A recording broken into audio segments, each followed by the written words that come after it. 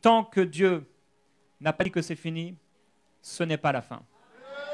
Et en fait, je dirais même une chose qui va vous surprendre, mais même quand Dieu a dit que c'est fini, ce n'est pas toujours la fin. Et on va voir que Dieu est un Dieu qui se laisse fléchir par nous, par notre amour, parce qu'il nous aime. La Bible déclare que l'homme, il est comme une vapeur qui s'élève pour un temps puis qui disparaît. Alors c'est Dieu qui dit quand ça commence et c'est Dieu qui dit quand ça termine. C'est Dieu qui dit quand c'est le début et c'est Dieu qui dit quand c'est la fin. Ne laissez jamais personne dire que c'est la fin alors que Dieu n'a pas dit que c'est la fin. Ne laissez jamais aucun esprit mauvais vous dire que c'est terminé pour vous, aucune maladie vous dire que c'est la fin, tant que Dieu n'a pas dit que c'est la fin. Nous ne devrions jamais accepter ce qui est contraire à la parole de Dieu et une parole qui vient apporter la fin alors que Dieu n'a pas dit que c'est la fin. C'est Dieu qui dit tu es poussière, tu retourneras à la poussière. Il dit la date de départ et il dit la date de péremption. Et dans cette phase de temps, une vapeur, il va falloir qu'on soit attaché à Dieu et qu'on puisse éradiquer le mensonge de nos vies pour aller jusqu'au bout de notre course. Tant que tu marches avec Dieu, tout va bien. C'est quand tu marches plus avec Dieu que ça va pas bien. Mais tant que tu marches avec Dieu, même si tu es une petite poussière, la petite poussière touchera le cœur de Dieu. On voit qu'un jour, Dieu veut exterminer une ville. Il veut détruire une ville parce que dans cette ville, il voit du péché. Il voit encore que tous ces hommes à Sodome et Gomorrhe sont constamment tournés vers le mal. Et Dieu dit, pour eux, c'est terminé. Et il y a un homme qui s'appelle Abraham et il dit, mais Seigneur, s'il y a 50 personnes justes, est-ce que tu vas détruire la ville? Il dit dans Genèse 18, 27, voici, j'ai osé parler au Seigneur, moi qui ne suis que poussière et cendre. Abraham réalise, je suis poussière et je suis cendre. Mais est-ce que je peux te parler, toi, le Créateur?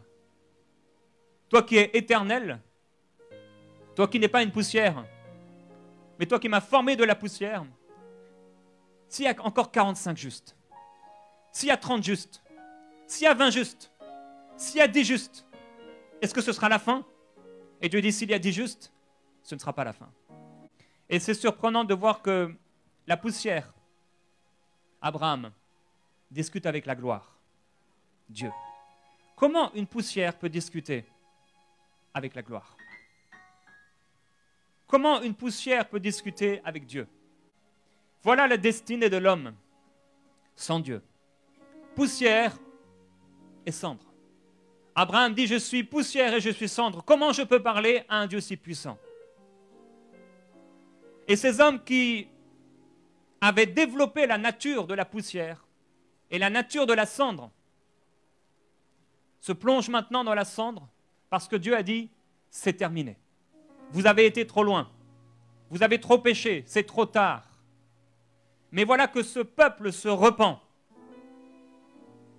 dans la cendre. Ils s'humilient auprès de Dieu.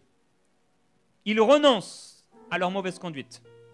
Et ils disent au verset 9, qui sait si Dieu ne se ravisera pas et ne reviendra pas sur sa décision, s'il ne renoncera pas à son ardente colère, de sorte que nous ne mourions pas. Dieu vit ce qu'ils faisaient. Il vit qu'ils renonçaient à leur mauvaise conduite. Alors Dieu regretta le mal dont il les avait menacés et ne le fit pas. C'est ce que Dieu veut dans ta vie. Il y a des destinées qui s'arrêtent parce qu'ils ne portent pas de fruits. Il y a des gens qui meurent prématurément parce qu'ils ont trop péché. J'ai eu un de mes pasteurs, j'ai eu 4 pasteurs dans ma vie. En Bretagne, à Paris, au Canada. Et l'un de mes pasteurs dans ma jeunesse est mort prématurément parce qu'il a été vaincu par l'alcoolisme. Il avait une destinée, mais il est mort bien avant son temps parce qu'il a été vaincu par le péché. Tu peux, dans ta vie, réduire le nombre de tes années parce que tes pensées sont constamment tournées vers le mal et vers tes convoitises personnelles. Mais la bonne nouvelle, c'est que même au fond du gouffre, quand tu as testé Dieu jusqu'au bout, quand tu as tenté Dieu, Dieu est encore prêt à revenir sur sa décision. Il est possible que Dieu ait dit dans ta vie, c'est terminé. Il est possible qu'il a dit, c'est trop tard. Ou il est possible qu'il a dit, encore 1 an, et voyons ce qu'il va faire. Il est possible que la mort s'approche de toi et s'approche de ta maison.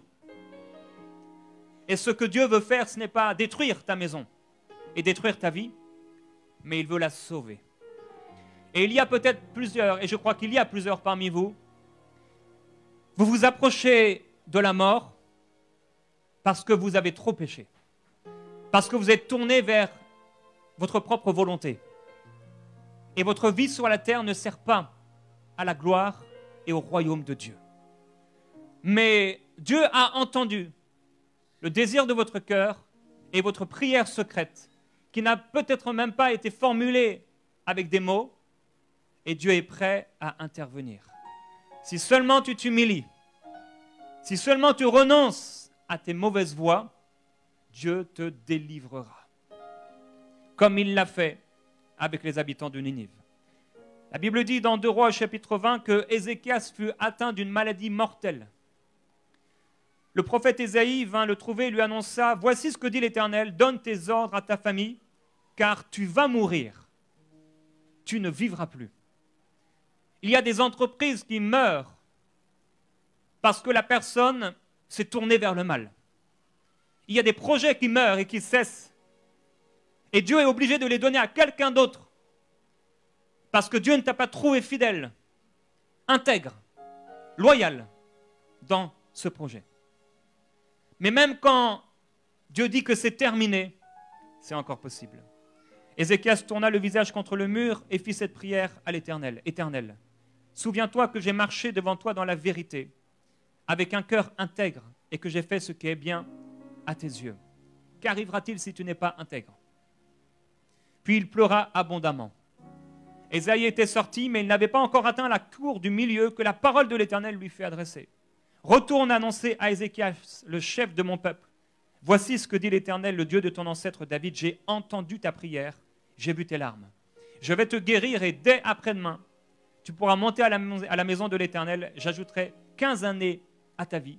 Je te délivrerai de même que cette ville du roi d'Assyrie. » Je déclare que même si tu es poussière et que Dieu a parlé sur ta vie la fin, Dieu peut répondre à ta prière.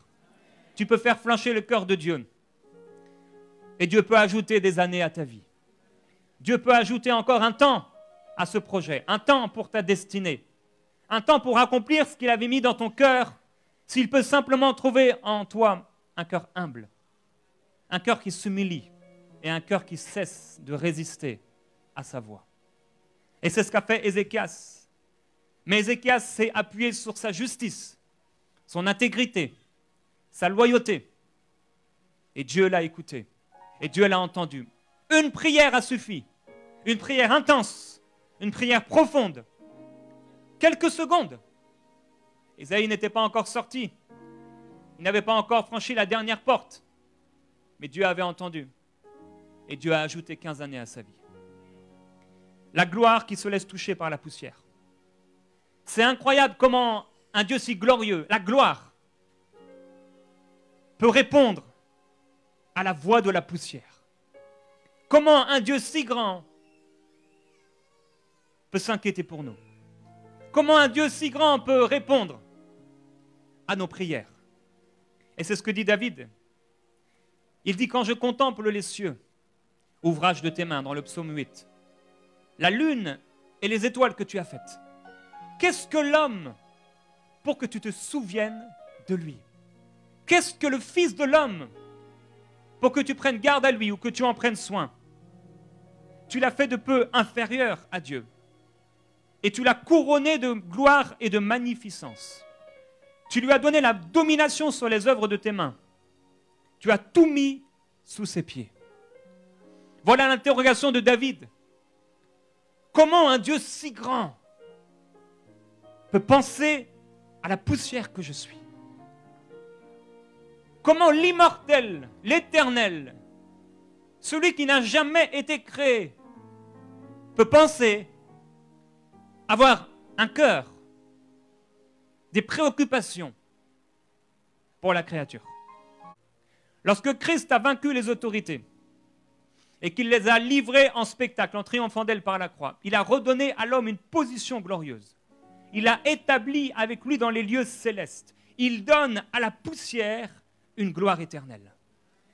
Je déclare au nom de Jésus-Christ que Dieu ouvre tes yeux afin que tu découvres l'extraordinaire grandeur de sa puissance qu'il met en œuvre en ta faveur. C'est ce que Dieu nous dit. Il dit qu'il y a une œuvre, une puissance extraordinaire qu'il met en œuvre en ta faveur.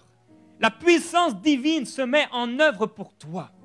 La même puissance divine que Dieu pouvait utiliser pour éradiquer un peuple tout entier, cette même puissance divine a ressuscité Jésus-Christ d'entre les morts, et cette même puissance divine redonnera vie à ton corps mortel.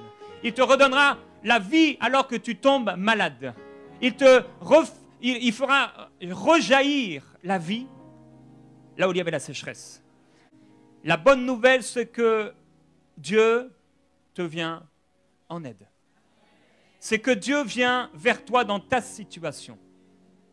C'est qu'à cause de ce que Jésus-Christ a souffert, tu n'es non seulement poussière, mais tu es gloire. Et à cause de la gloire qu'il a attachée à toi, il se lèvera le dernier pour te sauver, pour te libérer, pour te restaurer, pour te redonner vie.